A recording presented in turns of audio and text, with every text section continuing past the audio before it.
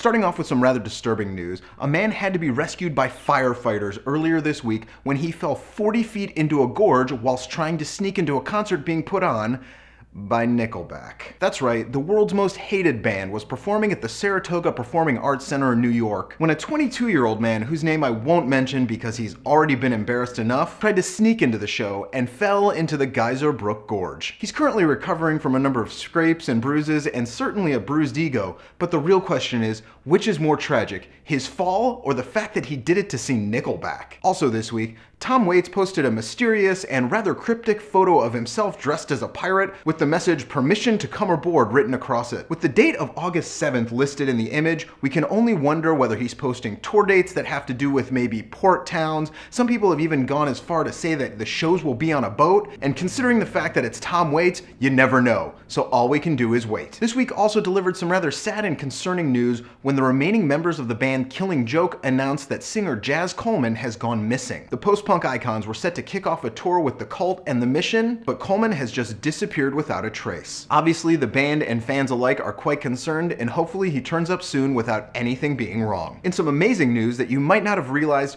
earlier this week, Guided by Voices announced that they're going to release another album this year, coming in November, in the form of a record called The Bears for Lunch. The shocking part is, if you're keeping count, this will be their third full-length record in 2012 alone, and there's already a rumor that they're set to go back into the studio to work on a fourth full-length release. Clearly, when it comes to the battle for creative work ethic, Guided by Voices are looking to leave everybody else in the dust. Finally, before you go thinking that all of those bands who performed at the Olympic opening ceremony did so out of the kindness of their heart or national pride, you need to know they were all paid for their appearance. That's right, with the Olympic opening ceremony captivating millions around the world, people like Paul McCartney, Arctic Monkeys, and many other musicians all had to be financially compensated to show up. In fact, each of them received the unfathomable payment of $1.57 US dollars. That's actually the equivalent of £1 British, and the only reason they were paid was to make sure their contracts were binding. So that's the news for this week. Be sure to check back here every single Friday so you're always the first to know, and be here every day for all the music news, reviews, and knowledge you'll ever need.